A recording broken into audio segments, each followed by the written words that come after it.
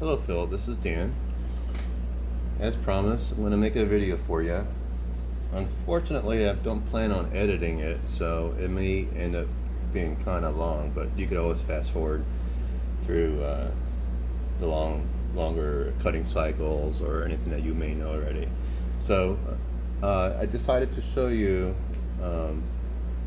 the manufacture cam process because I did decide to make some changes from what I sent you earlier, just based on the tooling I have. So this is set up in two operations. The first operation is going to deal with the top side, this deep pocket, and some of the holes. And the second operation will take care of the back side and all these small little holes here. So for the first operation, roughing is the main part of it. Roughing out all this material is the very first operation, and we're using an adaptive clearing, a 3D adaptive clearing cycle. And the first thing I like to do is change out the tool. I have it programmed for 3/8 inch end mill, finishing end mill. I'm just going to change this to this other one I have, which is a semi-finish. And if you could see, it has little breaks in the flutes periodically, and it's a variable pitch.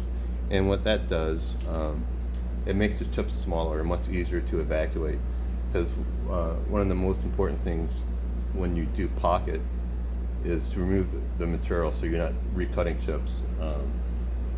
So this just makes it easier to get the chips out. I think I bought this from Lakeshore Carbide. It works pretty well. So I'm just going to go ahead and take this first operation, and you can see the tool path that it's going to do. And I'm just going to change the tool, and I think I may need to define this tool because may not be in my library.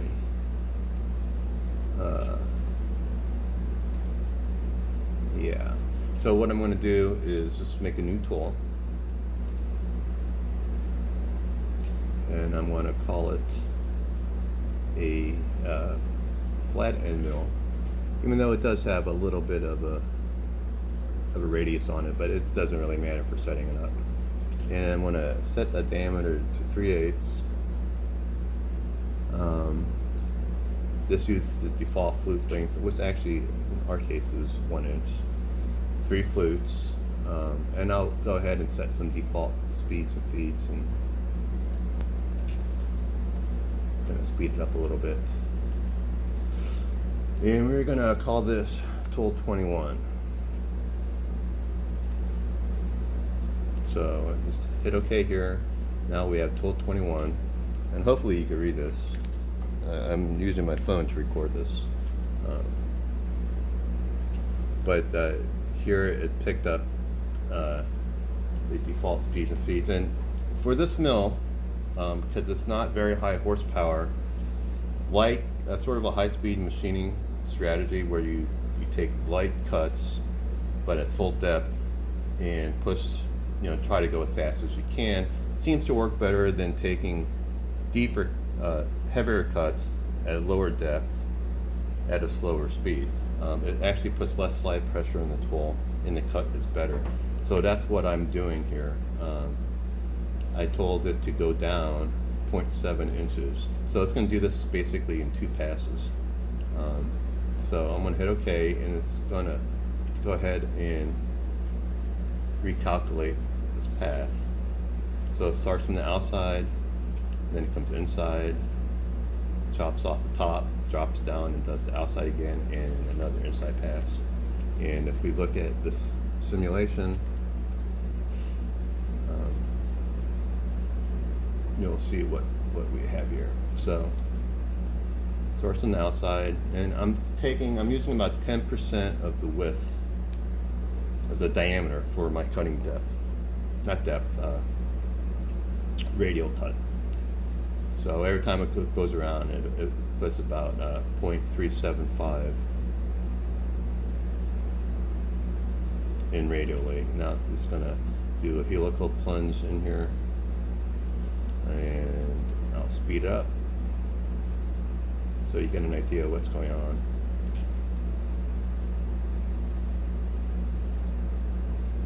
And so one thing I found is extremely important to simulate and pay close attention, because generally if you make a mistake and you don't catch it, you come back and you look at the simulation and it was right there for you. So my advice is to pay close attention to simulations. Even if you make a minor change, it's generally a good idea because you just never know. And then another change I'm going to make is the next operation is going to be horizontal, which is going to flatten this surface and this surface here. And then contour. And the problem is this tool, or my other 3/4 inch end mill, is not long enough. So I'm going to use this 7/16 inch, which is a tool 2 inch. And you don't want to use this tool to do all the roughing because it's too long and it deflects and you get a lot of chatter. But for light cuts, for contouring, this works well. So I'm going to go ahead and change this tool as well, and I think I have to define it. So let's see if we have a 7/16 inch tool in here already or not.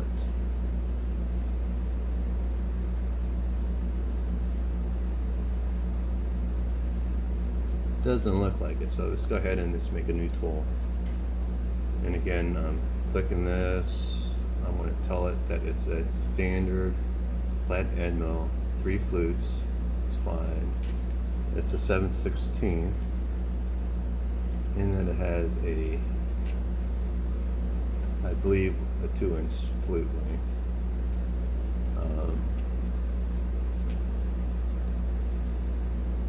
And these are fine for now. We'll go ahead and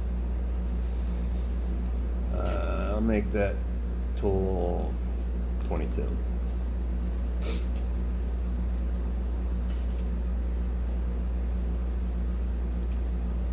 Okay, and that's actually a decent speed for this horizontal. You could generally go pretty fast. And I'll go ahead and change this tool to 23 as well. This is the contour.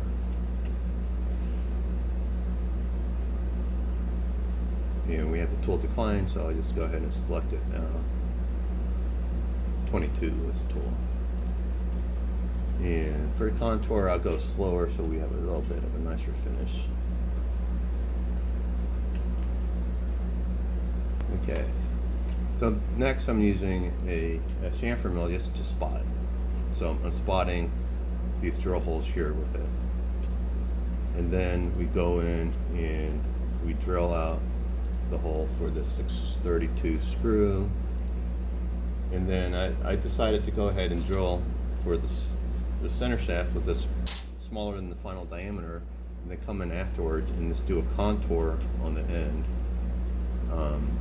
And I just want to double check the dimension. I'm going off memory, so if you hit I for inspect, you could click on something. Now it's going to give me the diameter here is 198, so I think I have this little bit here is 191, 192. So then when I go on the 1/4 inch end mill, it'll just go around and do the final dimension. Actually, not a 1/4 inch end mill. I chose 1/8 inch end mill. And finally, we go through and we just knock off all the edges with the light chamfer on everything.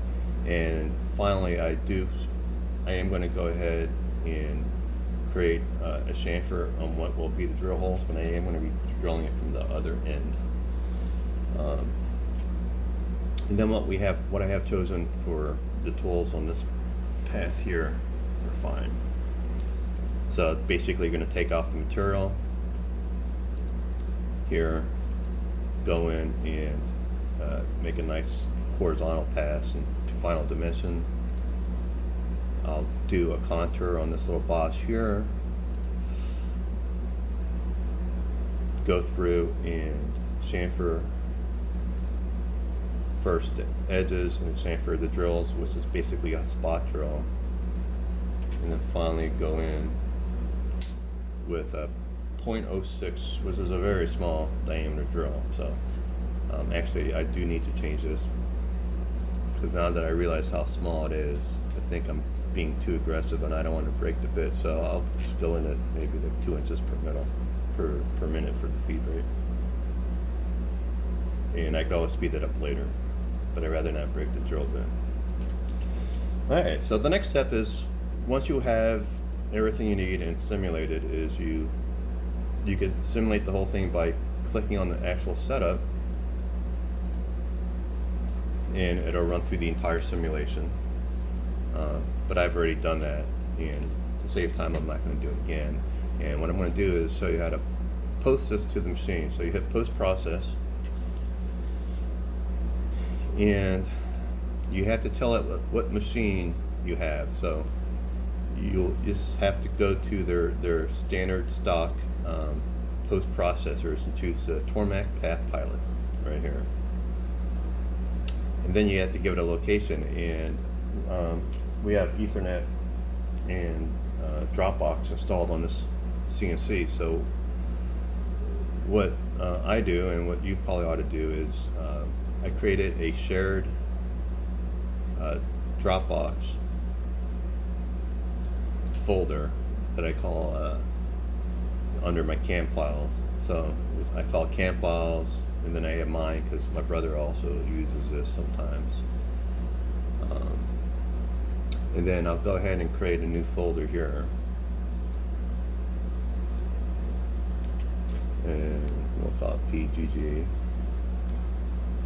and we'll tell it to basically use this folder. And so we'll call this operation as op1. So here you go. It was successful. It generated your NC file and stuck it in there. And I'll go ahead and do the same thing for op2. So post process, this already has the correct directory, and I'll just call this op2. Post.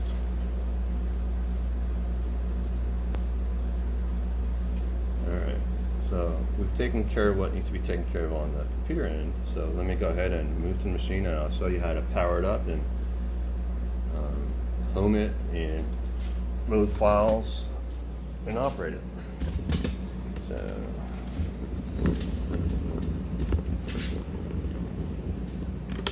just bear with me as I readjust this tripod here. I have my phone duct taped to a tripod. Alright, so this is your machine.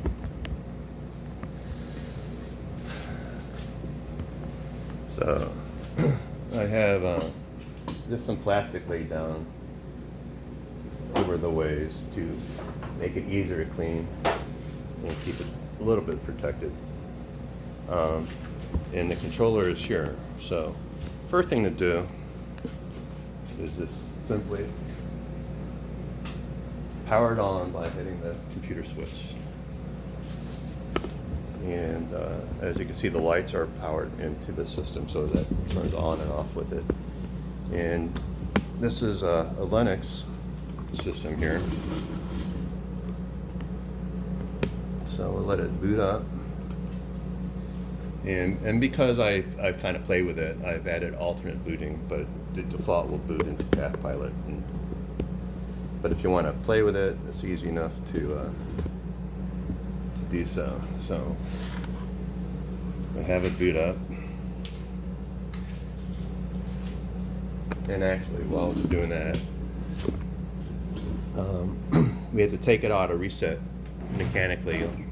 So I'm just going to go ahead and pop off the switch and hit the start button, and that takes it out of reset. So now Path Pilot has started. and it's a touch screen, but I generally just use the mouse. So after doing the hardware reset, I'm going to do a software reset here by hitting reset. You can see it's not blinking anymore. And then we're going to home it. So I'm going to reference to Z, Y, and X. And what that does is obviously move the machine around. You can hear it. It's going to hit the limit switches. Then we have the home position.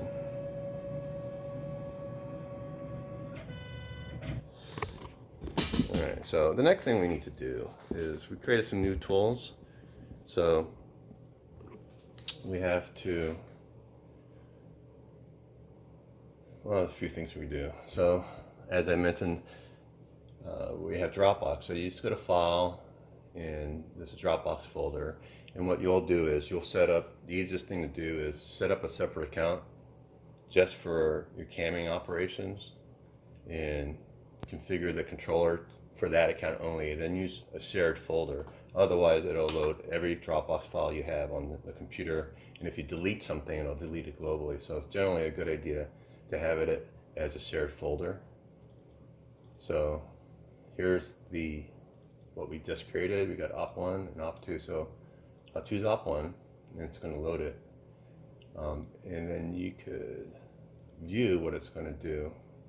And here's a list of all the tools that we have. So next thing I'm going to do is go to the offset page, and here are tools that I have defined. So we're going to have to define lengths on certain tools.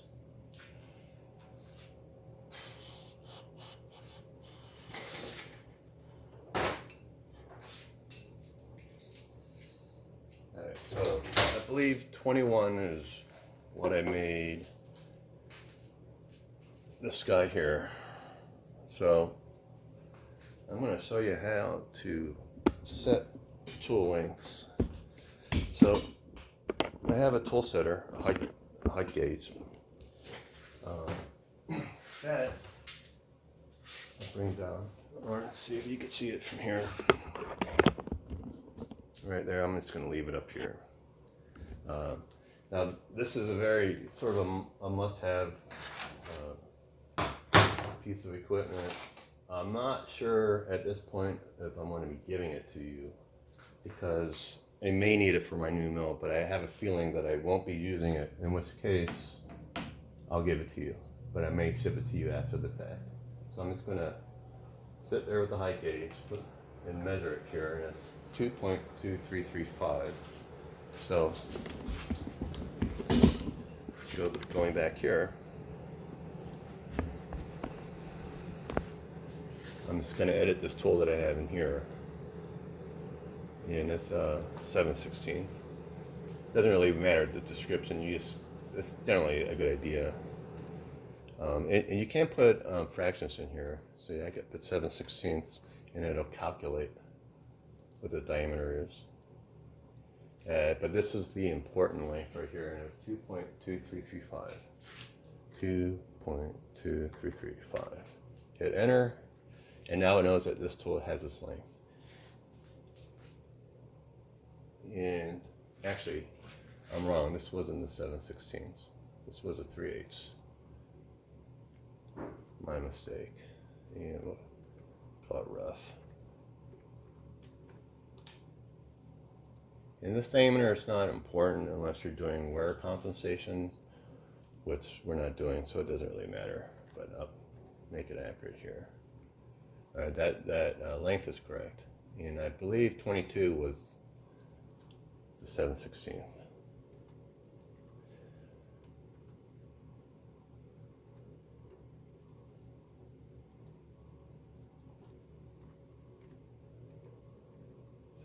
And we have to measure. So this one here, we have to measure it.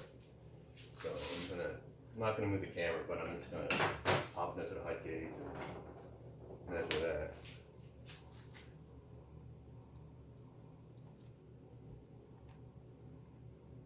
.362. Okay. Now the other things we need to measure are the drills. I forgot which ones I labeled them, but what I'll do is, since we only have one drill chuck, I'm going to stop the program when it gets to the drilling, do a measurement at that point, and then show you how to restart the program at the point where you stopped. So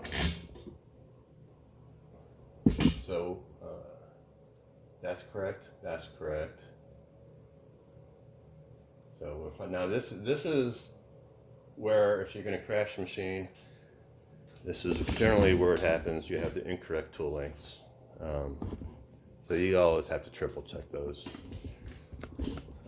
So going back to the actual machine, let me see if I can adjust. All right. So actually, what I'm going to do is, sorry for all this back and forth.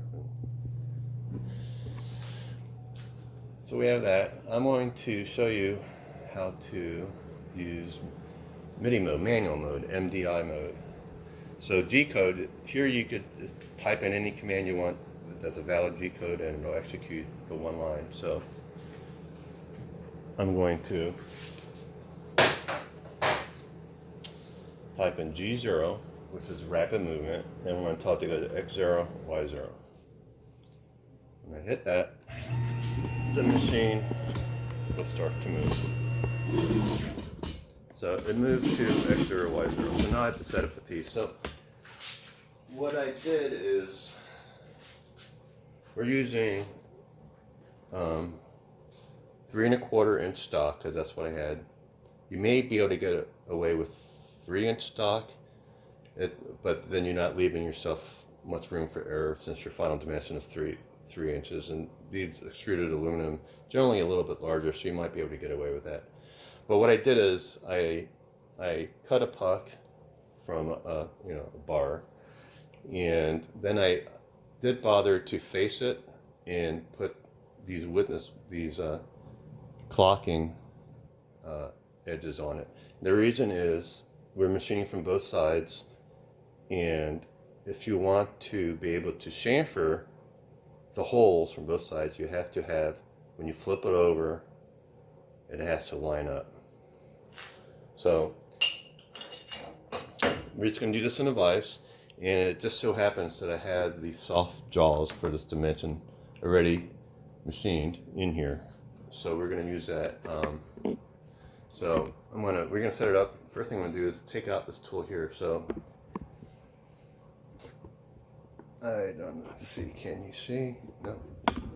Not high enough. There you go. This little switch here activates this pneumatic cylinder up here. There you go. I'll just hold it up. And this is the power draw bar, and what it does, it will plunge this down, and these are springs here, and it just pushes. This is the draw bar, pushes it down and releases it. So let's see. I'm just going to hit this down, take out the tool. Comes out very easily, just like that. It's a big convenience to be able to do that versus using a wrench. So we're going to set up this piece here and zero it and line it up. So I'm going to use some parallels, different size.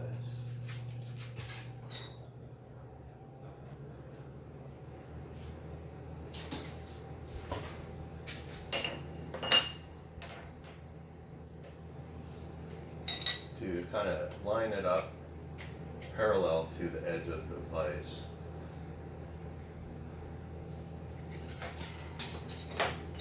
But really what I ought to do, no, actually it doesn't really matter that much. So I'm going to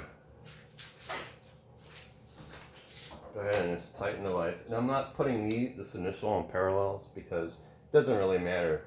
The reference will be this machine side, and we'll use parallels on the other side. And I'd rather have the extra holding force.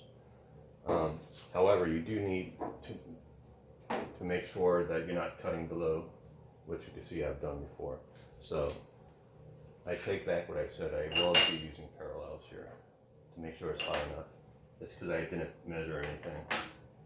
So go ahead and reset this, and now we need longer pearl. Let's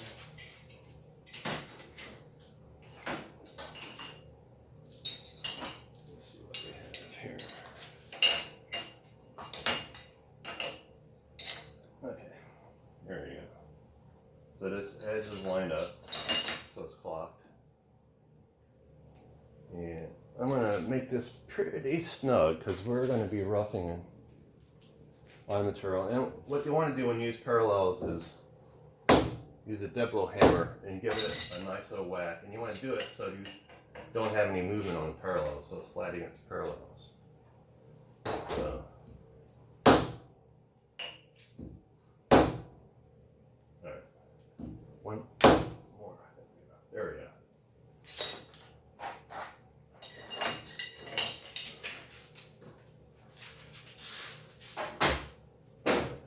So next step will be finding the center of the coordinates, which I define to be the top center. So what I'm going to do is I'm going to use a probe. It's called a hammer probe. You may have seen these. You won't be getting this, unfortunately, but they're about $400, and I highly recommend you purchase one, that you put your money into good measuring equipment. Don't cheap out on that. It makes your life a lot easier. So I used the power draw bar. I stuck it in there, and I'm going to use a little pendant right here to move up and down. So I'm going to hit the Z, put it in Z, bring it down. I'm going to hit the Y and move it over. Come down to the edge.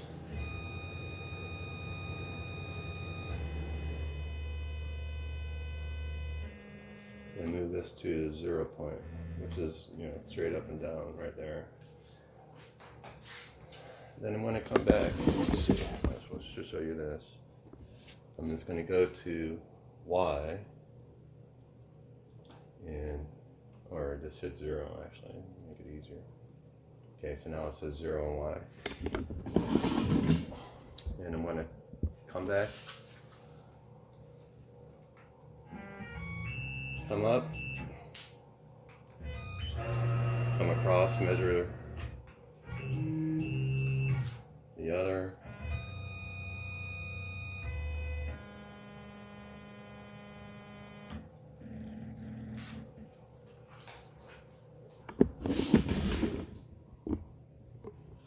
And now just take this. This will do math. I'm going to take the Y. I'm just going to put divided by 2. Okay. So 1,625. So I could use that same dimension when I do the Y. I mean the X. So come up.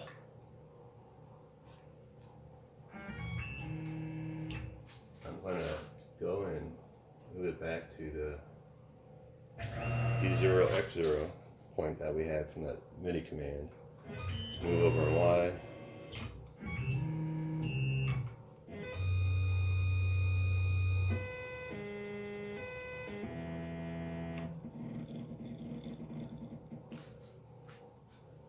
And come back over now to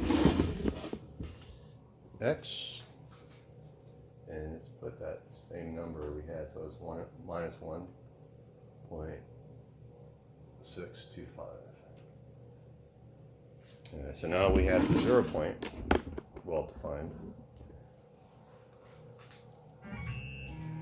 And I'm going to move it back to X0, Y0 using the MIDI command. Now we're going to measure top.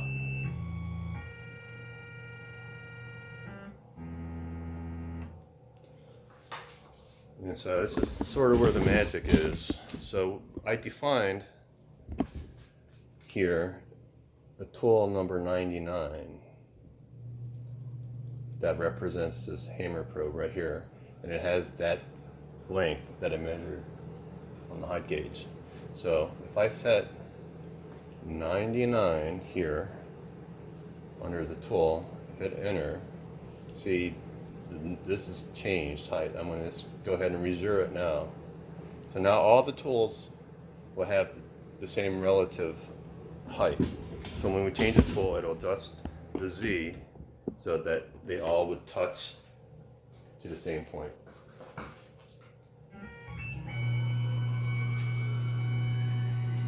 Alright, so we're finally ready to run the program. So, first tool was this roughing tool. I'm going to put it in here. Now, one thing I found is this is a R8 collet in here, and it just simply compresses along here. And unfortunately, sometimes with heavier cuts, it'll slip. And slowly but surely, the tool will start pulling out. And that's how I ended up with a couple gouges on this table. Because it happens and you're not paying attention, all of a sudden it's moved down half an inch on you. And so you have to pay attention. And what I do is, for the heavier cuts, I'll sit there and I'll tighten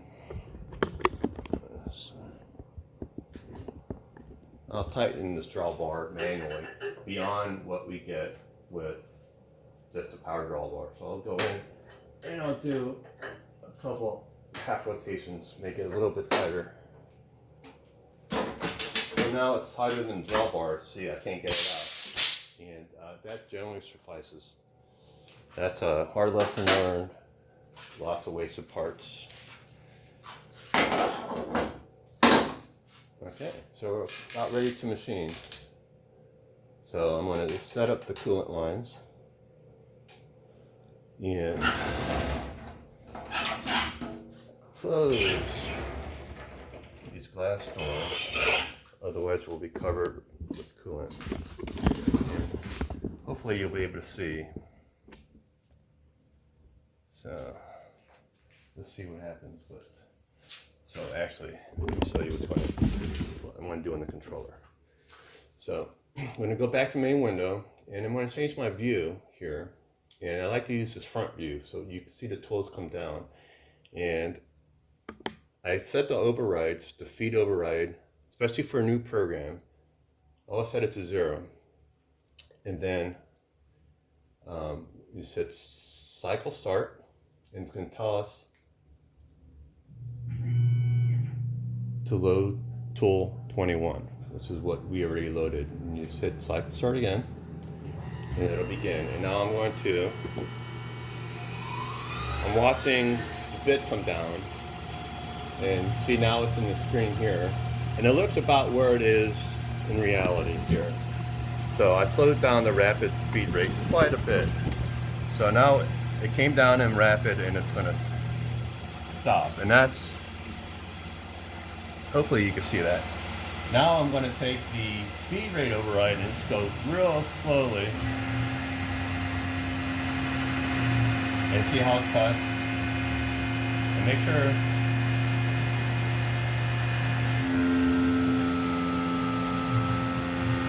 it's cutting well, which it looks to be cutting well. It sounds good.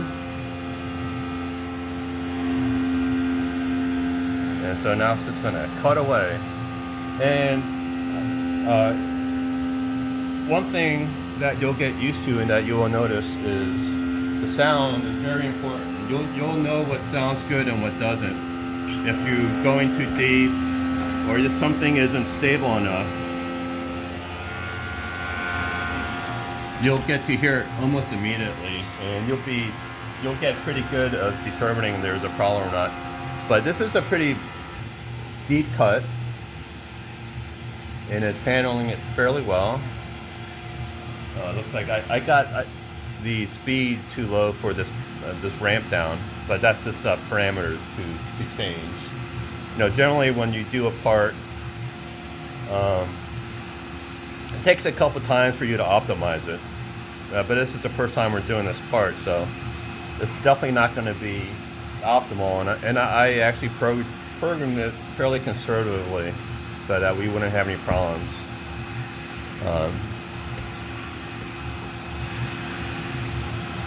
So right now it's just spiraling down, doing a helical ramp. And then it'll start cutting, and when it starts cutting, it's going to go at a faster speed when it gets all the way down.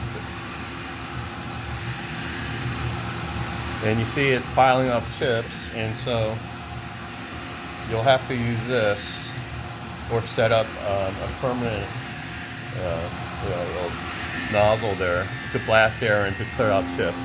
So you can see it's going faster now, and it's going to town. Excellent.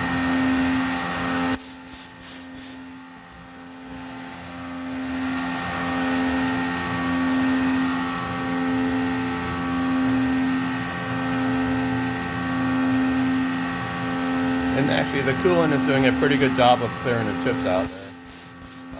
But that's why I'm using this tool. You'll notice the chips are not too long. If I used a standard end mill, they would be long and stringy, and they're much harder to clear. And also the variable flute geometry helps quite a bit.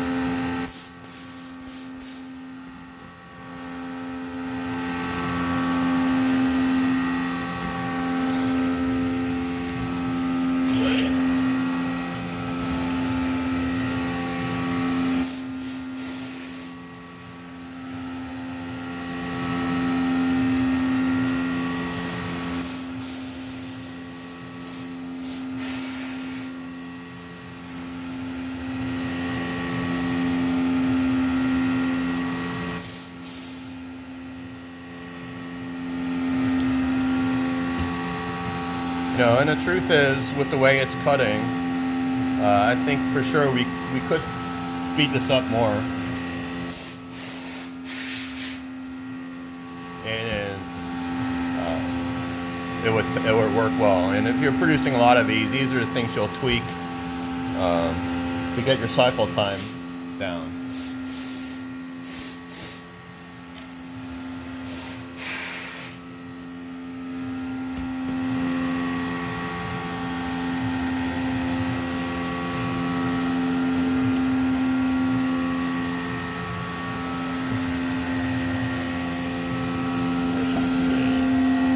See if I can get a better view for you.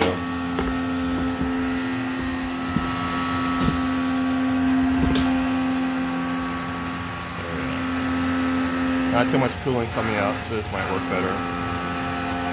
And I'll zoom in for you a little bit. So now it's going to chop the top off of it.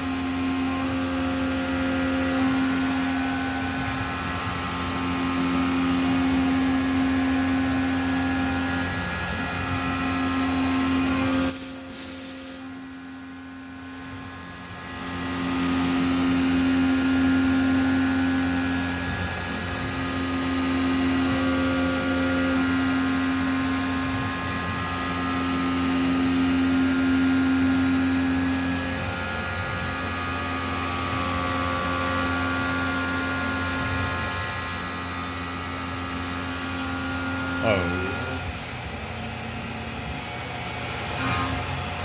Just want to make sure.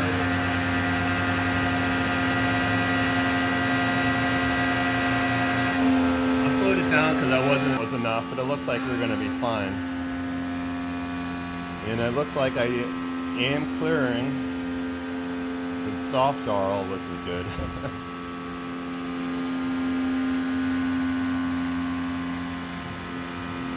So,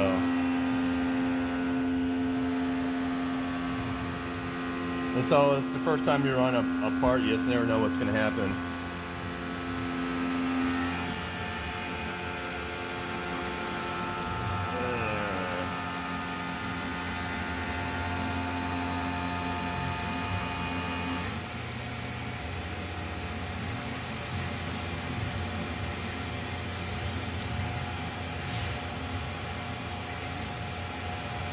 I sped up the feed rate to 200% just because this is going too slow for the ramp.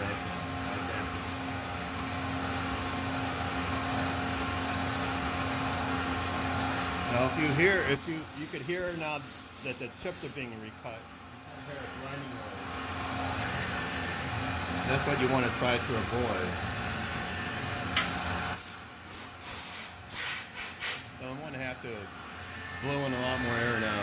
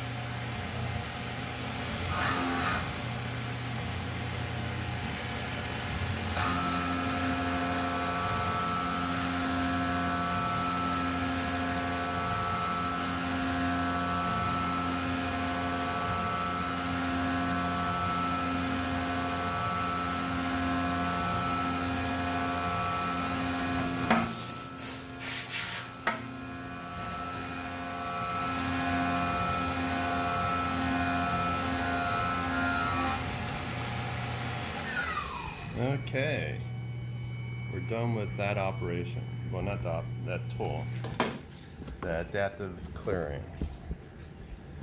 So, because I hand tightened this, initially I'm going to have to loosen it by the same amount. So it was 2 half turns. And then it should come right out. So, for the rest of the tools, we're just going to use the power draw bar without making adjustments. But I did realize something in the interim.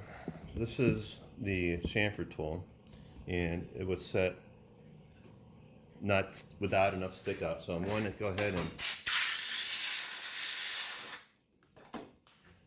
adjust this so that hopefully this tool is going to be long enough so we don't have any collisions here. So it's an ER collet.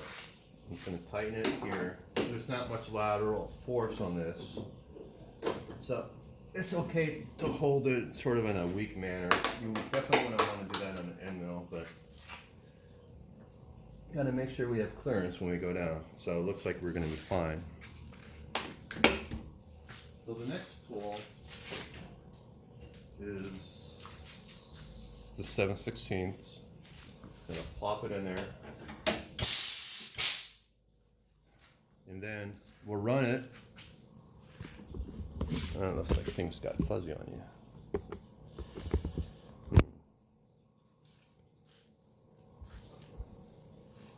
Let's see. Well, let's see what happens.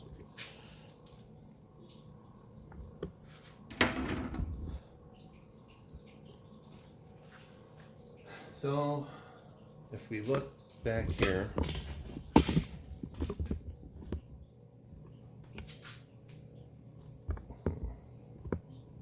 doesn't want to focus. I don't know. Come back here.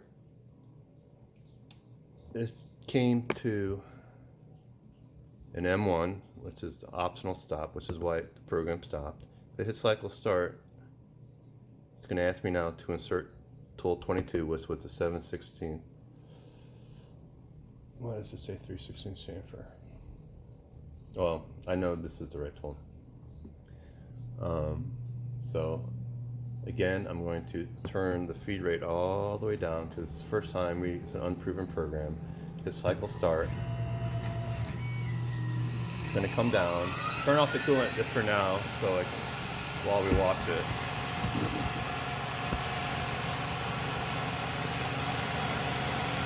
And get ready to stop it, but it looks like it's good. We're doing a horizontal, so it's going to take off the top. So let's see if I can get this to focus for you.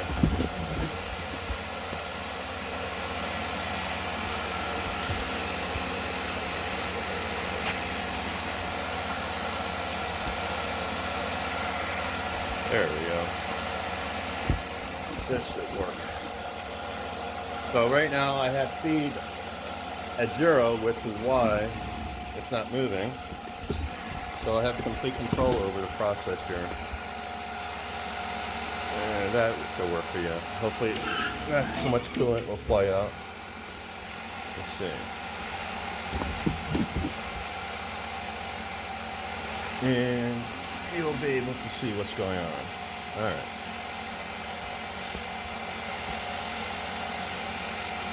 I'm going to slowly increase the feed rate, go up until it's cooling on.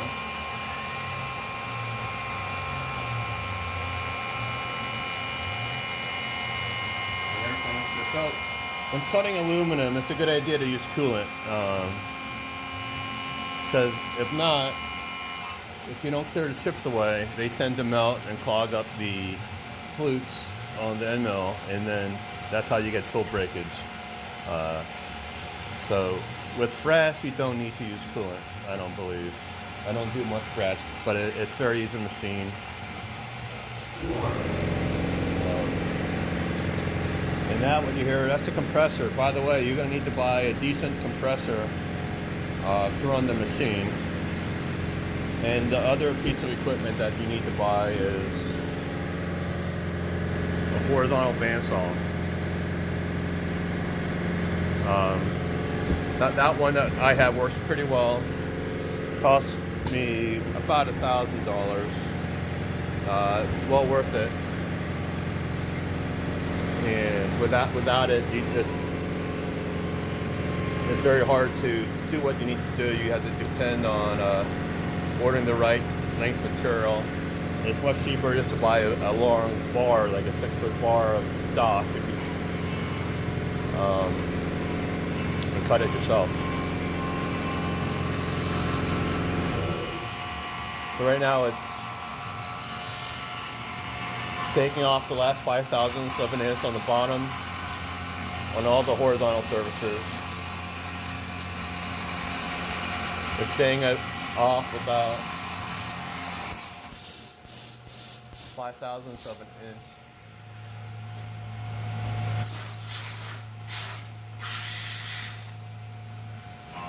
From the sides.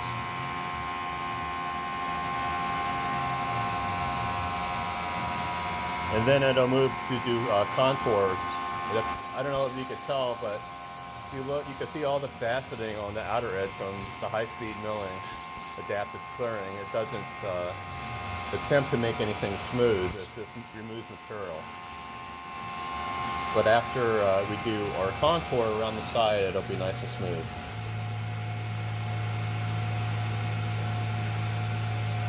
So I believe right now it's doing an inner contour.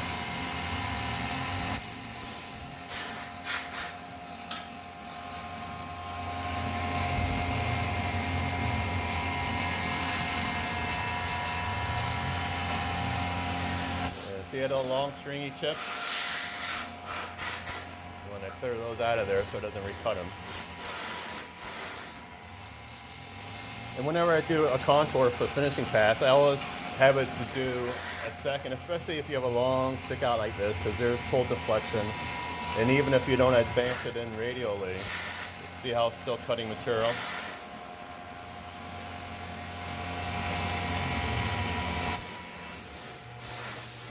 And do the same thing on the outside.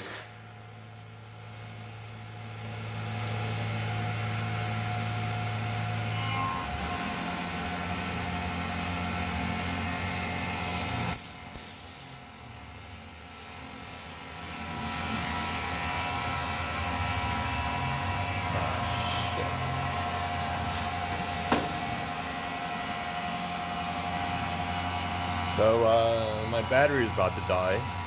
So I'll probably end this video at the end of this cut and make a second video after I plug it in.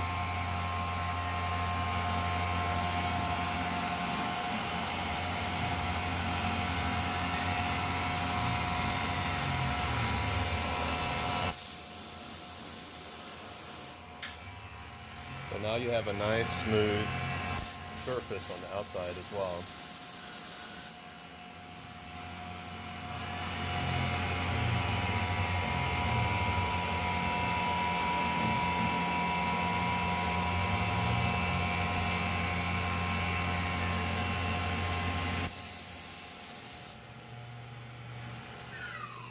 Okay, I'll pick this up on the next video.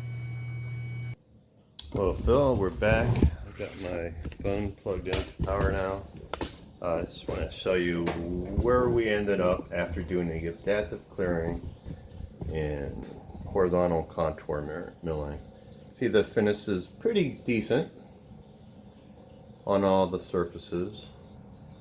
So next we're going to spot drill and drill these holes, and then go in and chamfer the ends, and also do a chamfer for all your small little holes, which we'll drill on the next operation, because this is way too long for that small drill bit right here to go on this side. So next thing we need to do is, since we reset the focus here. Since we reset my little chamfer tool that we're going to use for spot drilling, where is it? There we go. We have to reset the length, the offset. So I'm going to go back to the height gauge and measure it. And I'm going to stop the program from where it was. Okay, and then we'll show you how to go ahead and restart it from where we stopped. So I'm going to hit stop. The reason I had to stop it is because that's the only way it'll let you change an offset. But I suspect in the future they'll make it so you can edit in the middle of a program.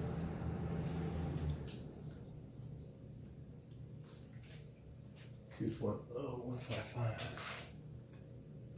So that's my tool number 6. So now we just go back to main, and I'm going to type into this mini bar here. I'm going to put find T6. That's for tool 6. So it'll stop here at the very beginning, and it'll basically stop at every occurrence of it. So I'm going to hit enter, and I know this is where we stopped, so I'm going to highlight that and hit set start line. And now we'll be ready to go. So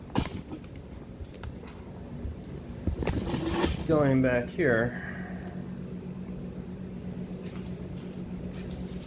I'll hit start, and I'm going to turn off the coolant for this. It's not that important for this. And hit cycle start. It's asking me to insert tool number 6, so put it in there.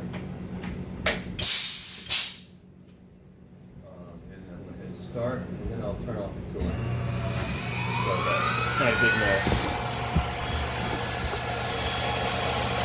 And hopefully it won't crash. Looks good. So it's just doing a little spot drills here.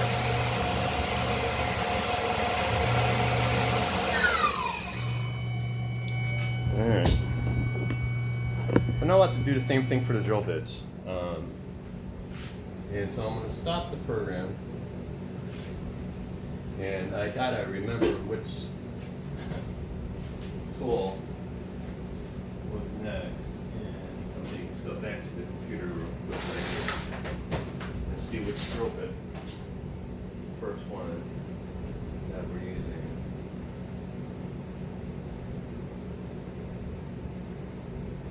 So it's going to be tool number 33.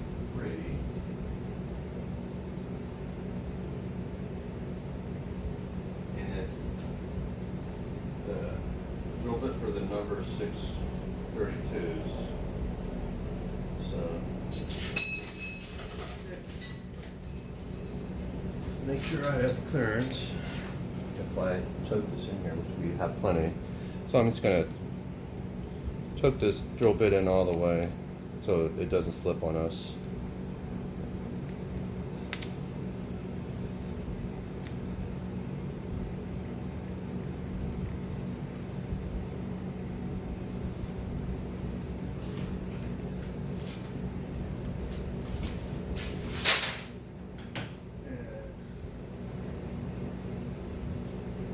find that tool, put in the height, it should be ready to go.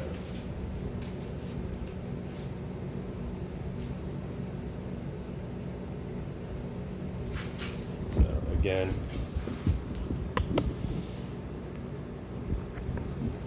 going to my offset table, and I think it's 33, and I'll go ahead and call it I'm going to call it number 6. Not number 6, but that's what I want to call it. I don't remember the dimension. Hit enter, it takes you to the next. It doesn't really matter what you put here. I think it says 0.13 something. And this is the only thing that really matters is length. So it's 2.889. Okay.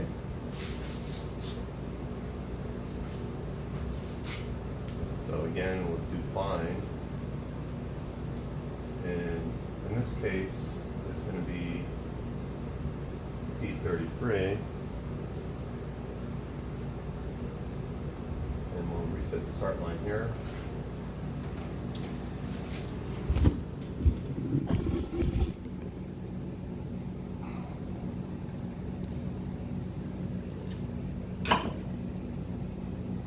Change the tool.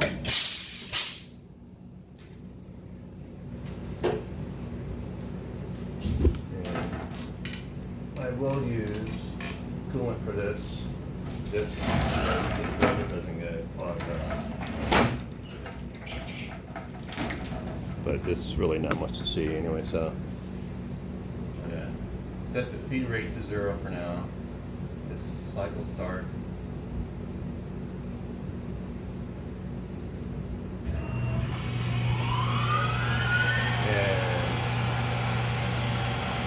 I'm going to slow the rapids. So it's low. And that looks good. Now, so it's doing a pecking cycle where it goes down low, it stops, you break the chips, it goes down more.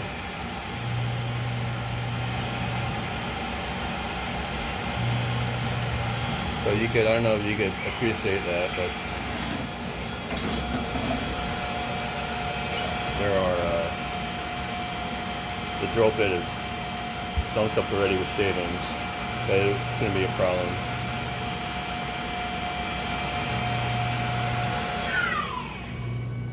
So,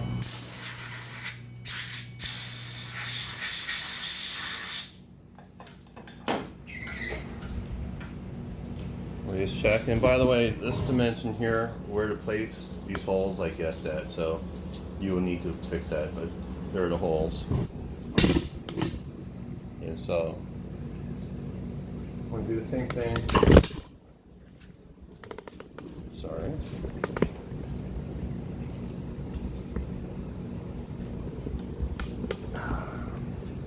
I'm going to change out the drill bit, put it in this holder.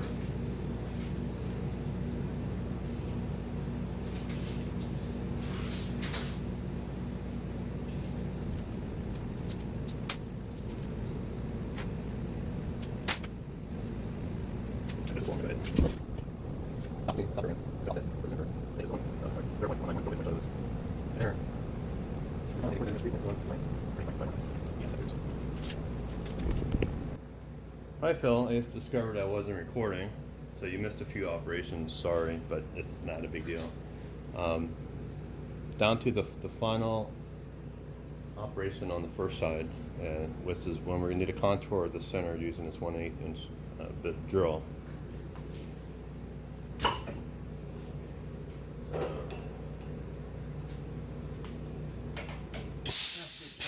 We drilled a hole through the center instead of just using the bit, the end mill. It's a lot easier sometimes just use the drill and then bring it to final dimension using this end mill.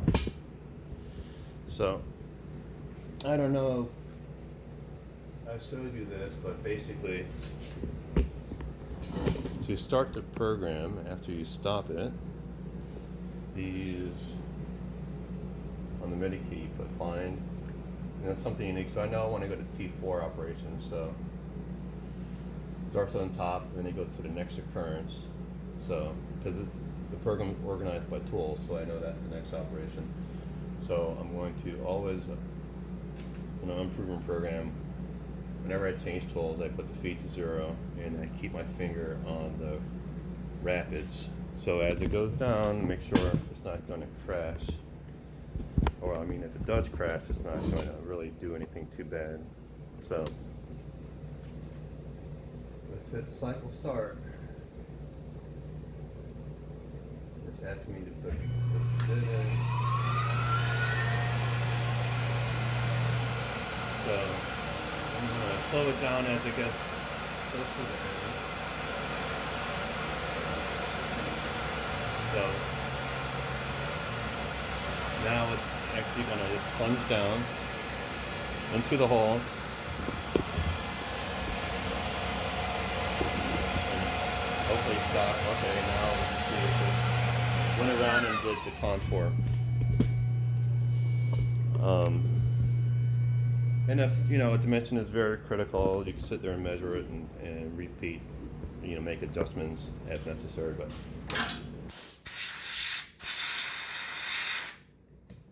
I think we have one more operation. We have to do a chamfer milling for all the little teeny tiny holes that we have. So I'm going to put the chamfer back in and tell it to go.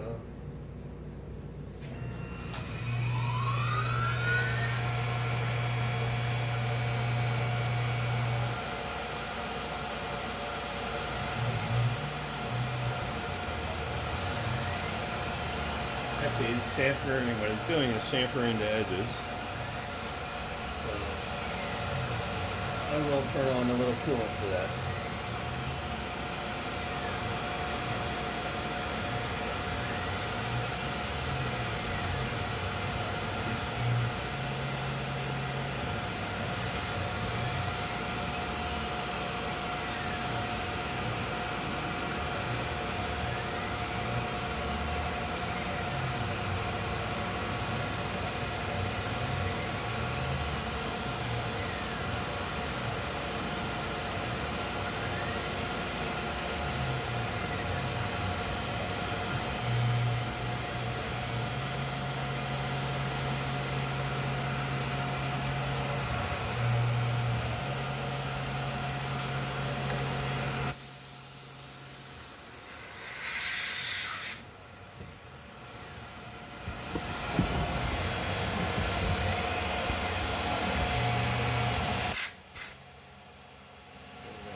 Chamfer on all the holes that we drill.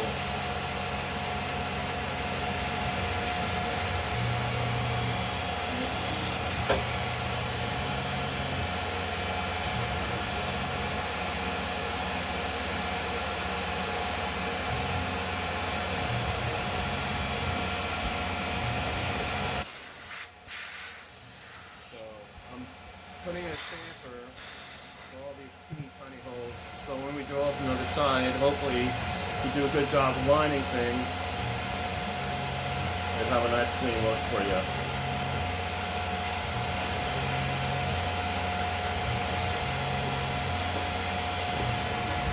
And you can see how close the tool holder is coming. And that would have crashed if I hadn't moved the tool before. Alright, so I believe we're done with side 1 operations. So let's see how we did here.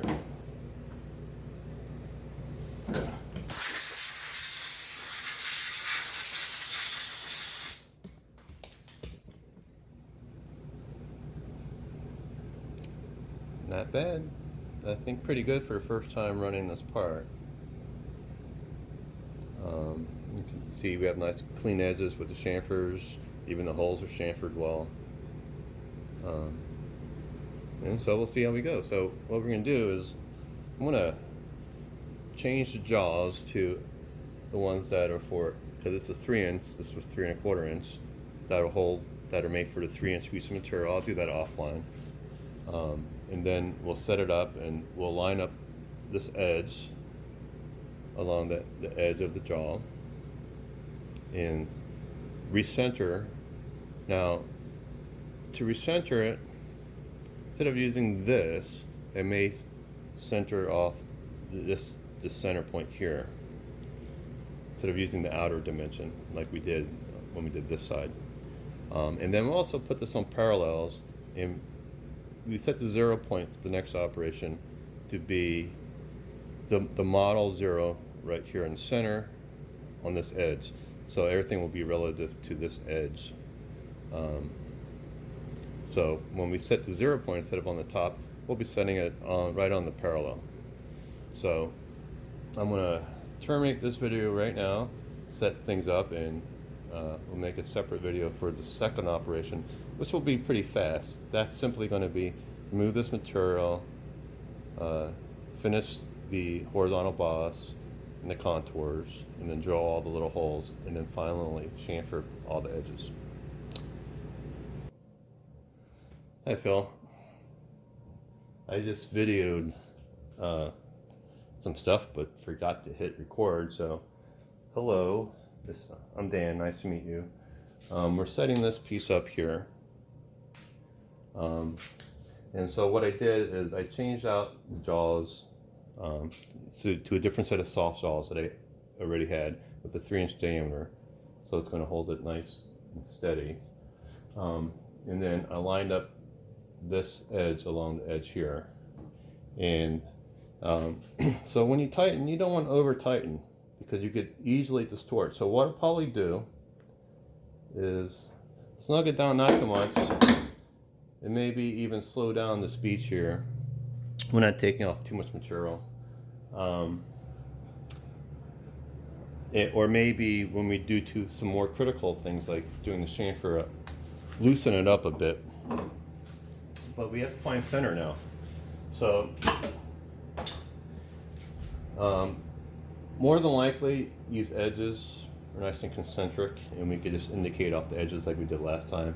But we also have a center hole, so I'm going to try to indicate off that center hole.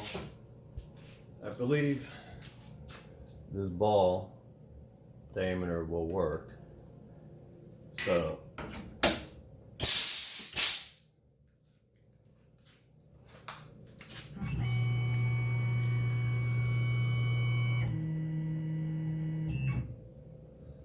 this, actually, you know what? I'm changing my mind.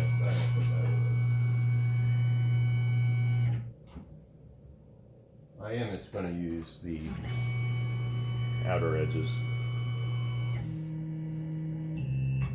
because we did do a pretty good job of centering everything in the first place, so I think we'll be okay. So I'm going to actually move it to the previous X0 wide.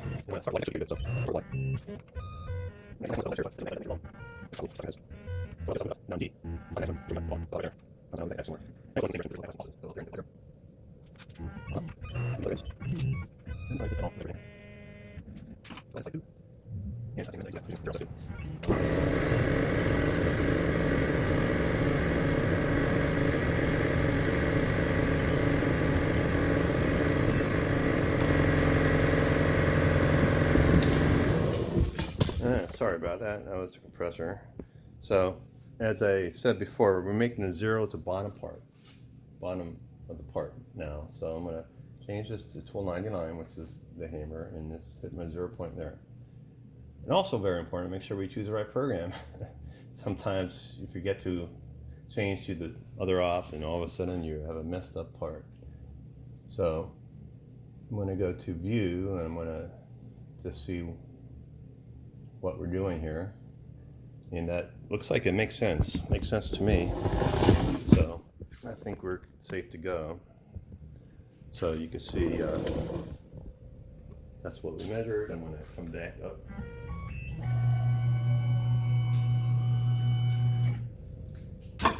Pull this off.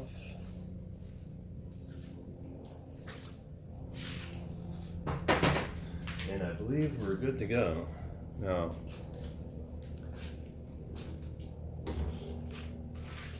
for this, I'm just using standard 3/8 inch end mill. And by the way, this is for roughing. I wouldn't go any larger than 3/8 because this machine really doesn't have the horsepower to give you any advantages, and just puts more strain on the machine. So I'm going to put this in, and remember, I recommend whenever you rough, you retighten the drawbar approximately one full rotation.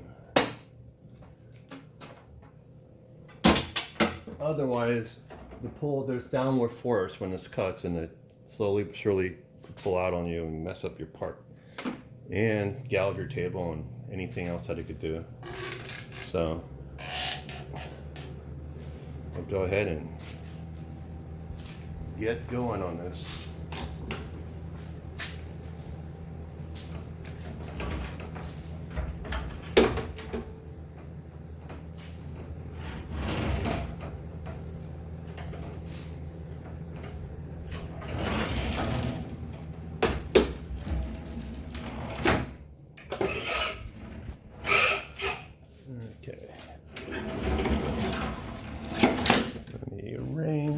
So that they're visible for you.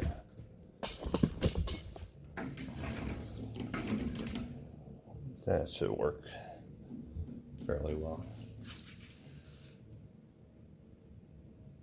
So I'm going to hit cycle start. Going to ask me to put T1 in, which I've done. Hit cycle start again.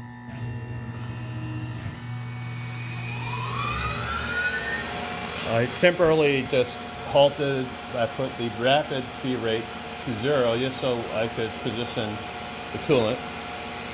And hopefully it won't make too much of a god-awful mess here. Let's see what the best way to do this is making a little bit of a mess. Well,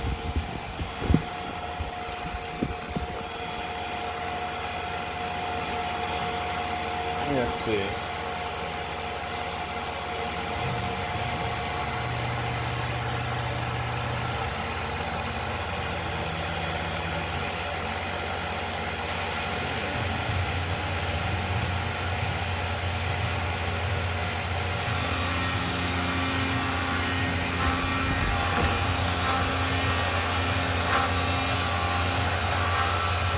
So hopefully the port doesn't pull out,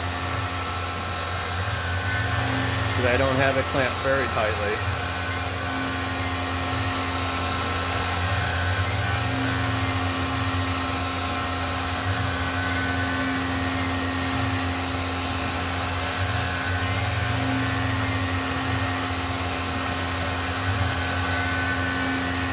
So for this strategy, I'm doing 20% radial cut, and I'm going slower. I could definitely speed it up over what it's going now, but this is the first time we run the part, and I always like to start conservatively.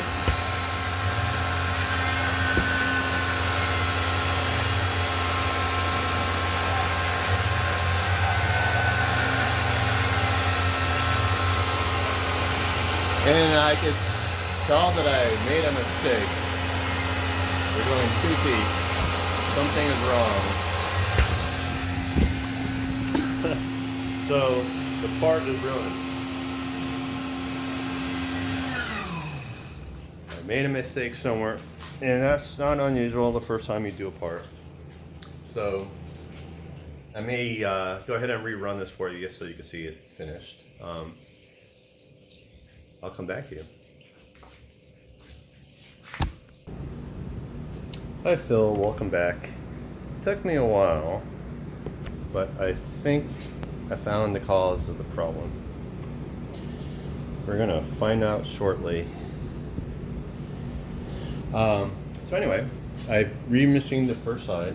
Now we're gonna do the second side, and I decided to use a different method to find the center. So I have this cool little center finder is made by Fowler. It has a coaxial indicator. So what you do, you spin the spindle and you just kind of hold it steady, and then you move an X and Y, and this little stylus here is kind of tilted a little bit. So as it rotates, it hugs the corner. Then you move, then you minimize. You move the X and Y, and you find the minimum, and you kind of iterate back and forth. So I'm going to put this on 1 thou per, and you can see as I rotate it. So that looks like the minimum, and now I'm going to go to X and do the same thing. So now I'm going to change it down to 1/10 and kind of do the same thing, try to find the minimum for each of the X and Y. Kind of going back and forth and to see if I get this needle not to move at all.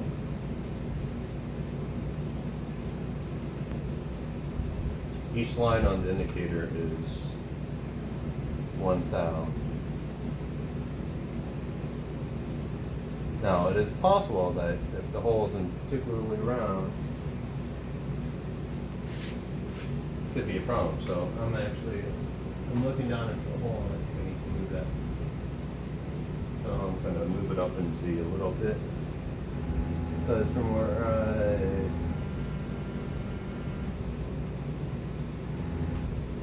stand, that looks like it might be better. So let's try this again.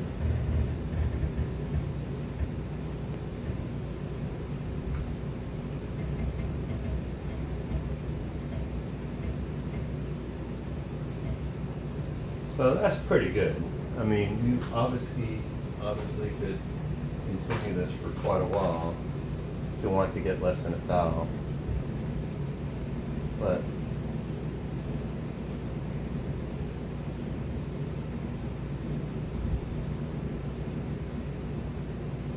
I'm thinking, since this is a drill hole here, it's not going to be completely round. They may not get there today. So I'm hoping you can see that.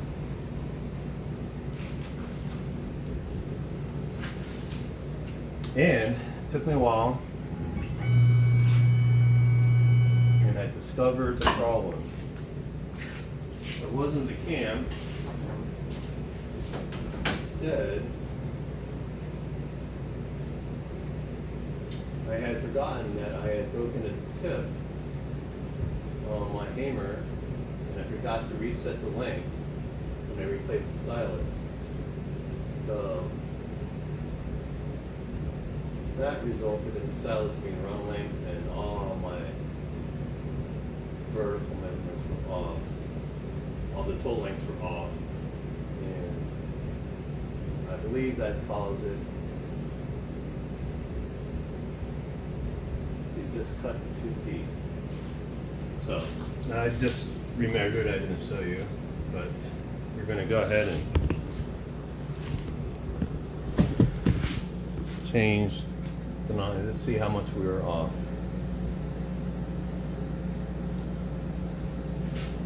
Well, actually not off too far, so that may not be the problem. I don't know. We're going to find out.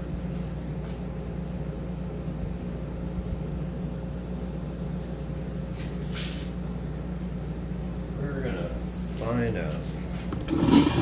I also kind of regenerated the tool paths and looked for, there weren't any obvious errors.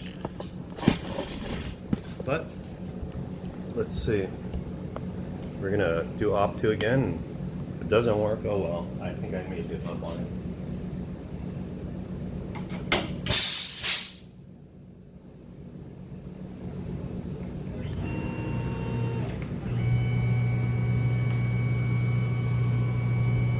Remember, zeros from the face of the first op. So it'll be off.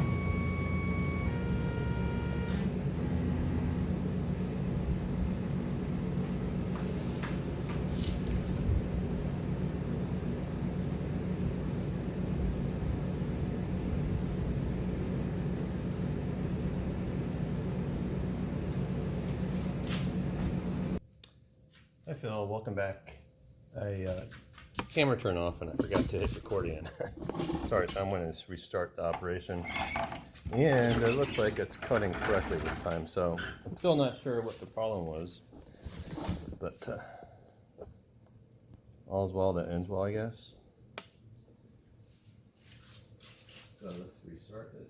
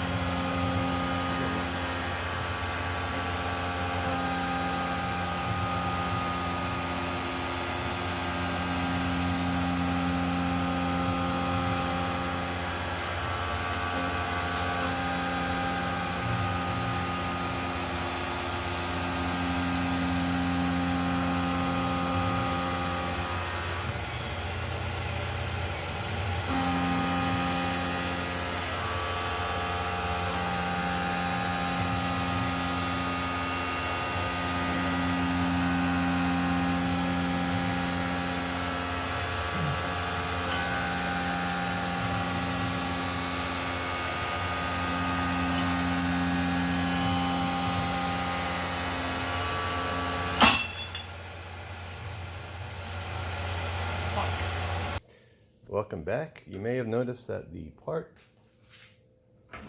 went flying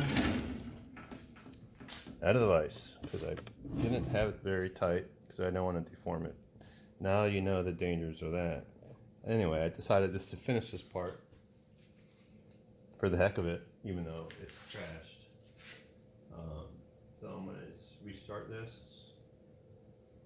and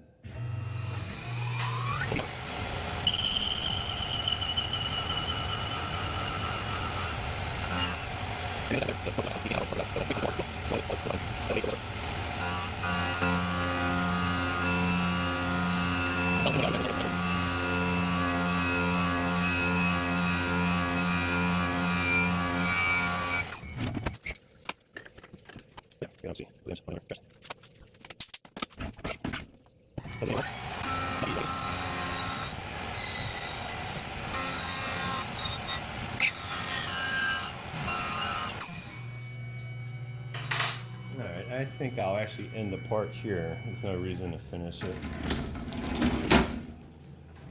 And you can see how damaged it is. I'll show you.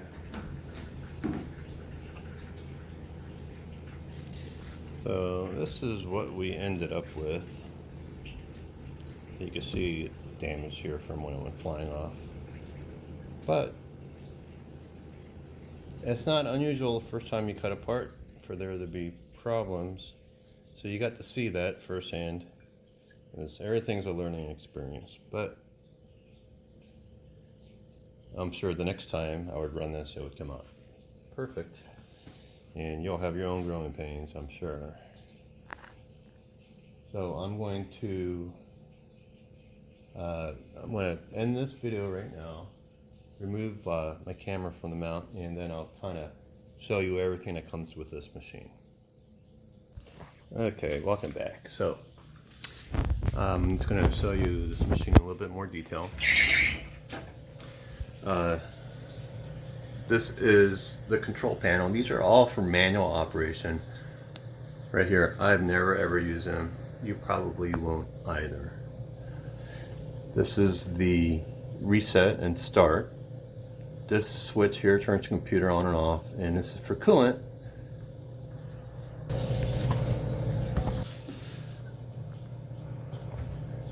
This turns the computer on and off, and this is for coolant, where you could either have it on manually, off, or on auto, which will have it controlled by the NC program. This is where the chips collect, or the underneath it, that's the chip pan, and then the coolant collects there. There's a 5-gallon coolant tank underneath, which isn't very much, and it doesn't take long for it to require more coolant or water. So I ended up building this auxiliary tank here, a reserve tank, which holds 45 gallons, and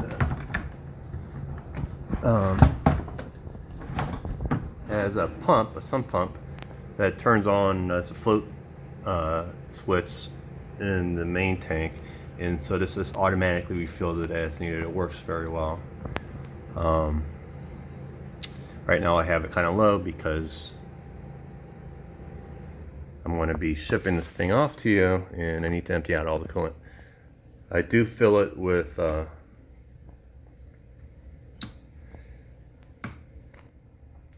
deionized water, but this reverse osmosis filter is staying with me, but they're not very expensive.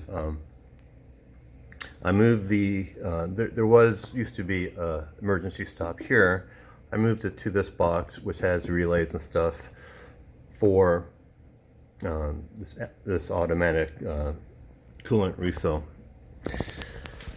Things are pretty tight in here, but on this side is the computer within the cabinet there, and then on this side is the automatic oiler, which is filled periodically, and in that drawer there that opens up, and that's the main coolant tank. There's not much on the back of the machine.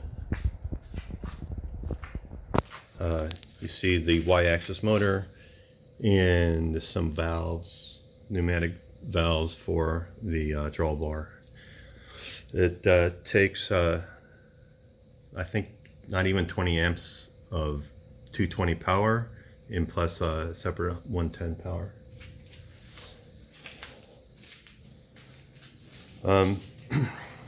This cabinet, as you can tell, it's just all tempered glass panels. I did have one of them break on me once when I pinged it, but they're actually fairly resilient.